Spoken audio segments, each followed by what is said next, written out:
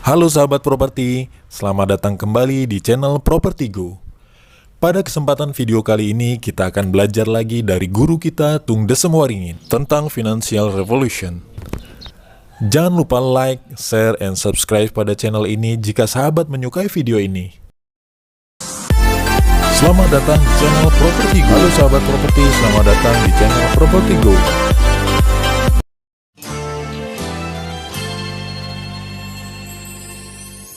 Pokok paling penting dalam bisnis adalah bukan bisnis card, bukan kantor, bukan Mr. High Tech, bahkan bukan produk. Yang paling penting adalah penawaran.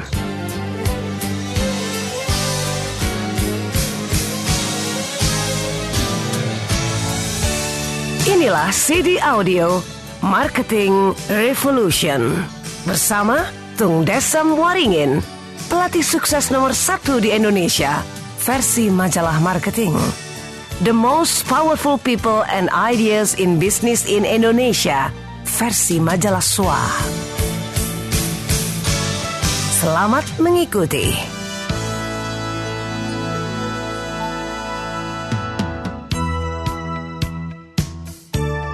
7 jurus marketing revolution yang mampu meningkatkan penjualan Anda hingga 2000% kurang dari 6 bulan, bahkan dalam kondisi resesi pun.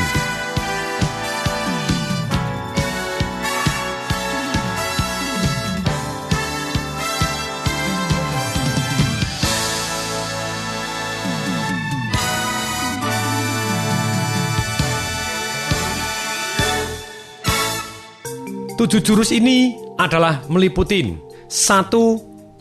Fokus kepada USP. USP di sini bukan Unique Selling Proposition, tapi melainkan Ultimate Advantage, Sensational Offer, dan Powerful Promise Anda. Jurus yang kedua adalah melakukan 6 usaha marketing. Jurus ketiga adalah melakukan tes dan ukur setiap tindakan. Jurus keempat, menggunakan faktor kali. Jurus kelima, mengkaitkan produktivitas dengan penghasilan. Jurus keenam, melakukan monitoring dengan menggunakan teknik yang sudah teruji untuk meningkatkan penjualan Anda. Jurus ketujuh, teknik menentukan harga. Mari kita bahas satu persatu.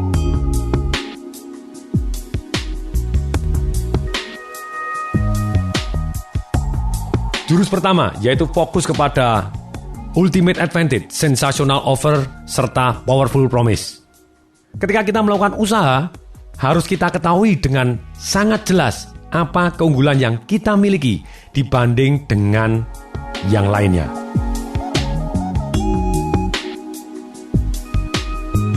Misalnya, kita sama-sama membuka warung soto. Mengapa orang harus memberi soto di restoran kita atau di warung kita? Mengapa tidak di tempat yang lain? Pertanyaan ini harus dijawab. Kuncinya adalah bahwa kita harus mempunyai keunggulan ataupun yang disebut sebagai nilai tambah. Sebab jika kita tidak mempunyai keunggulan dan sama dengan yang lain, maka kita akan bergerak dalam bidang usaha yang bersifat komoditi atau bersifat umum, semuanya sama. Dan jika kita bergerak dalam bidang yang bersifat komoditi, cukup sulit bagi kita untuk mendapatkan margin keuntungan yang lebih besar. Maksudnya komoditi di sini misalnya orang jual beras, sama-sama beras semuanya beras. Tapi ketika beras Anda diberi merek tertentu, diberi vitamin A, diberi vitamin B, diberi tambahan hal-hal yang lain, sudah tidak menjadi komoditi lagi. Kalau komoditi biasanya marginnya tipis. Misalnya orang jualan apapun, jualan Coca-Cola, ketika tidak ada nilai tambah yang kita berikan, marginnya akan sangat-sangat tipis. Tapi ketika kita menyajikan di hotel, di mana nilai tambahnya ada di hotel tadi, situasinya, kondisinya, kemudian gelasnya pakai kristal, disajikan dengan orang yang sangat ramah, akibatnya marginnya bisa berkali-kali lipat dari harga pokok itu sendiri. Tapi melainkan kalau dijual di dispenser, sedemikian sehingga tidak ada nilai tambah apapun, satu dispenser dengan dispenser yang lain, marginnya jelas sekali, sudah tertentu saja karena bersifat komoditi.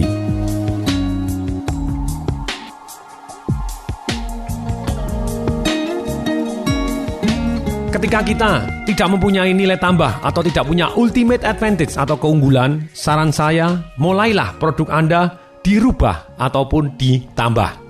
Dirubah saja, sekedar berbeda, bisa jadi yang seringkali disebutkan oleh pakar marketing yaitu diferensiasi. Diferensiasi bisa jadi yes akan membuat omset Anda naik. Tapi saran saya bukan hanya sekedar diferensiasi, melainkan bila memungkinkan dirubah sampai jadi monopoli. Monopoli entah bentuknya, ataupun monopoli entah tempatnya, ataupun monopoli apapun monopoli Anda. Kalau Anda monopoli, Anda bisa mempunyai margin yang jauh lebih tinggi. Kembali lagi, semua usaha di sini selalu harus gunakan jurus yang ketiga, yaitu semua tindakan harus diukur dan dites terkecil lebih dahulu. Apabila Anda mulai sama dengan yang lain, mulai Anda mengubah ataupun menambah, langsung tes dengan market, tes dengan promosi Anda. Betul tidak bahwa perubahan yang Anda lakukan atau penambahan yang Anda lakukan bisa menghasilkan omset ataupun penjualan yang lebih banyak? Contoh, ada perusahaan teh di Inggris. Mereka bingung, variasi apa lagi ya, perbedaan apa lagi? Karena teh rasa ini, teh rasa itu semua sudah pernah. Kemudian dia berpikir teh celup, oke, kenapa tidak? Oke deh, mari kita coba tehnya dibuat bulat bungkusannya. Maksudnya teh celup tadi bukan kotak lagi, karena biasanya teh celup adalah kotak. Kenapa tidak dibuat teh celupnya bulat? Ternyata laris luar biasa. Dan kemudian dia patenkan bahwa itu bulat adalah ciri khasnya dia. Jadi kemudian yang lain meniru dengan segi 6, segi 8, segi 3 tetap tidak laris. Nah, kuncinya di sini harus dites. Tapi alangkah baiknya bukan hanya sekedar perbedaan atau diferensiasi, tapi diferensiasi yang membuat Anda unggul dan dimonopoli oleh Anda sendiri. Monopoli ini bisa jadi bentuk, bisa jadi keunggulan. Misalnya Nokia, pada waktu itu zaman-zaman handphone segede gajah, segede sepatu, kalau dilemparkan anjing bisa mati gitu ya. Motorola pertama kali merajai karena dia menggunakan teknologi dia yang pertama kali. Kemudian Ericsson, karena dia bentuknya kecil. Kemudian Nokia membuat satu perubahan dan membuat satu nilai tambah. Bukan hanya perubahan, melainkan juga nilai tambah. Sejak saat itu, Nokia mendadak merajalela mengalahkan Ericsson ataupun Motorola. Yaitu apa? Pernah Anda ingat? Zaman dulu sekali, itu ada produk Nokia pisang yang bentuknya sliding, melengkung seperti pisang. Dan itulah perubahan bentuk yang dimonopoli. Orang kalau menyontek Nokia pisang, mereka malu karena bentuk itu sudah seolah-olah menjadi trademark dari Nokia. Lebih dari itu, mereka bukan hanya sekedar merubah bentuk yang sedemikian sehingga bentuk tadi dimonopoli oleh Nokia, tapi dia juga memberikan nilai tambah, yaitu menggunakan baterai lithium yang pertama kali. Dan cukup lama waktunya. Kalau yang lain pada waktu itu baterai harus menggunakan cadangan, tapi pada waktu Nokia mengeluarkan Nokia pisang tidak perlu baterai cadangan karena lithiumnya sudah tahan lebih dari 2 hari. Nah, inilah dalam kita berjualan, alangkah baiknya kita fokus untuk mengembangkan nilai tambah yang ada.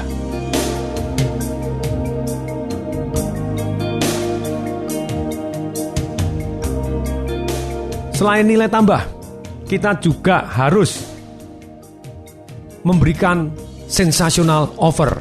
Kita fokus, apa sensational offer kita? Kalau kita sudah mempunyai nilai tambah, bagus adanya, berarti kita sudah mempunyai keunggulan dibanding orang lain. Tapi alangkah baiknya pada waktu kita memarketingkan, kita memberikan satu yang namanya penawaran sensasional atau penawaran yang tidak bisa ditolak karena penawaran tadi sangat menarik dan bisa dipercaya. Tekniknya banyak sekali, seperti dibahas di buku Marketing Revolution. Saya akan bahas di sini yang saya anggap sangat-sangat penting. Bagaimana kita memberikan satu yang namanya sensational offer, penawaran yang tidak bisa ditolak. Anda bisa memberikan hadiah, Anda bisa memberikan diskon, Anda bisa memberikan limit, Anda bisa dengan hanya menjelaskan saja. Menjelaskan benefit sudah pasti, menjelaskan feature. Maksudnya feature di sini adalah misalnya orang jualan televisi 21 in, yang satu 21 in tapi pakai subwoofer, pakai kekuatannya 3800 PMPO, apapun artinya kita juga kadang tidak tahu, tapi feature aja kita jelaskan dengan detail itu juga jadi lebih sensasional daripada yang hanya TV doang tanpa feature apapun. Nah, sensational offer ini banyak jurusnya. Yang paling penting di sini salah satunya adalah kita memberikan nilai tambah atau return on investment.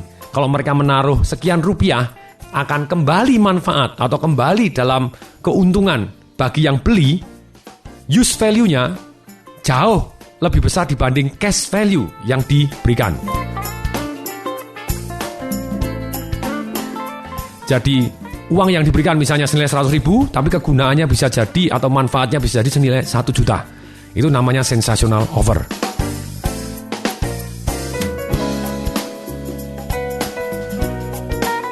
Kunci dalam memberikan sensational offer kalau Anda bermain dengan hadiah dengan diskon. Pertanyaan saya, bagus mana? Kalau Anda jawab salah satu, salah, lebih baik dua-duanya, itu yang terbaik, begitu ya. Kemudian, kalau kita terpaksa harus memilih, yes, sebetulnya hadiah jauh lebih menarik dibanding diskon itu sendiri. Kalau orang mulai bersaing harga, mereka miss satu seni bagaimana kita memberikan hadiah. Misalnya begini, kalau orang memberikan diskon Rp100.000, Rp100.000-nya melayang. Tapi kalau dia memberi hadiah senilai Rp100.000, bisa jadi biayanya hanya Rp20.000. Atau kalau dia Rp100.000-nya diberikan total untuk hadiah, dia bisa memberikan hadiah yang kesannya Rp500.000. Bagaimana kita bisa menggunakan sensational offer ini? Yaitu dengan cara kita beli hadiahnya dari pabriknya atau dari grosir, atau bahkan kita bisa mendapatkan sponsor secara gratis atau membayar dengan sangat-sangat murah. Jadi uang yang kita keluarkan sama-sama 100.000, kesannya bisa 500.000 hadiahnya, bisa kesannya 1 juta rupiah. Sebagai contoh sensational offer. Misalnya, ada satu leasing sepeda motor atau kredit sepeda motor. Dia memberi kredit, iklannya bunyinya yang pertama kali sebelum diganti. Bunyinya begini. Cukup Rp 200.000, Anda bisa mendapatkan sepeda motor titik-titik. Kemudian setelah belajar tentang sensational offer, dia memasang iklan dengan bunyinya begini. Cukup 300.000, Anda bisa membawa pulang sepeda motor titik-titik plus meja belajar senilai Rp450.000. Mana yang lebih menarik? Yang pertama atau yang kedua? Bukti berbicara, yang kedua lebih menarik. Karena walaupun uang mukanya 300.000, selisihnya dengan 200.000 tidak signifikan. Namun hadiahnya 450.000. Ada orang tanya, Pak, kan rugi? Tidak, karena beli di pabriknya. Ini kuncinya membuat sensational offer Anda. Beli di pabriknya, ternyata meja belajar tadi, walaupun di market benar-benar harganya Rp450.000, karena beli dalam jumlah yang banyak, dan langsung di pabriknya harganya Rp100.000.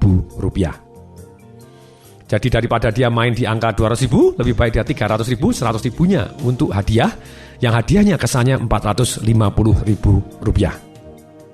Ini kunci sangat penting. Sekali lagi, kalau Anda mau membuat sensational offer tentang hadiah, Anda cari di pabriknya, dan Anda juga bisa cari sponsor ataupun Anda beli secara grosir.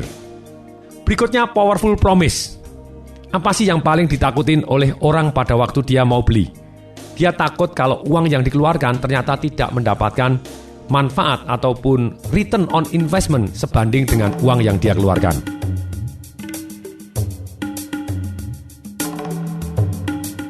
Nah, powerful promise yang terbaik di sini adalah money back garansi.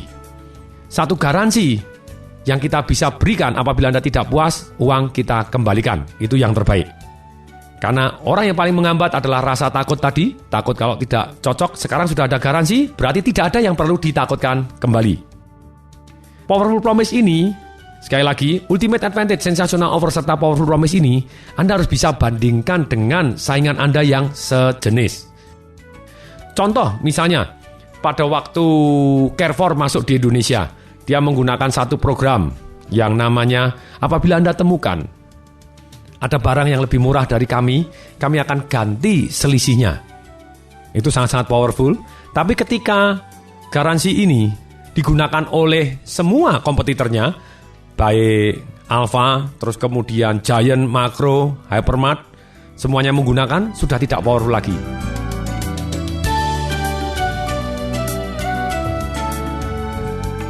Kemudian keluarlah Hypermart dengan kaca pembesarnya, dia menggunakan kata-kata, apabila Anda temukan ada yang lebih murah daripada kami menggunakan kaca pembesar, maka akan kami ganti selisihnya 2 kali lipat.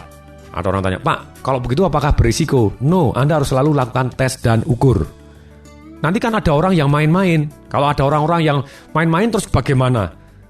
Anda hitung ada berapa orang yang main. Misalnya dari 100 orang ada 3-4 orang dan ternyata laba Anda jauh lebih besar, omset Anda meningkat jauh lebih besar dengan Anda memberikan garansi-garansi yang powerful tadi. Kenapa tidak? Just do it.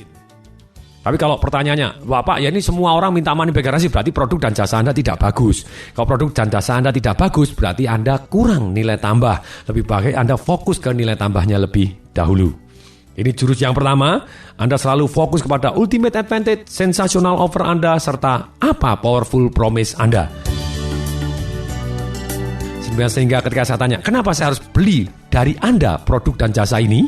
Anda bisa menjelaskan, kelebihan kami begini, dan kami mempunyai penawaran ini, dan janji kami ini. Kalau itu Anda berikan, kemungkinan Anda sukses jauh lebih besar.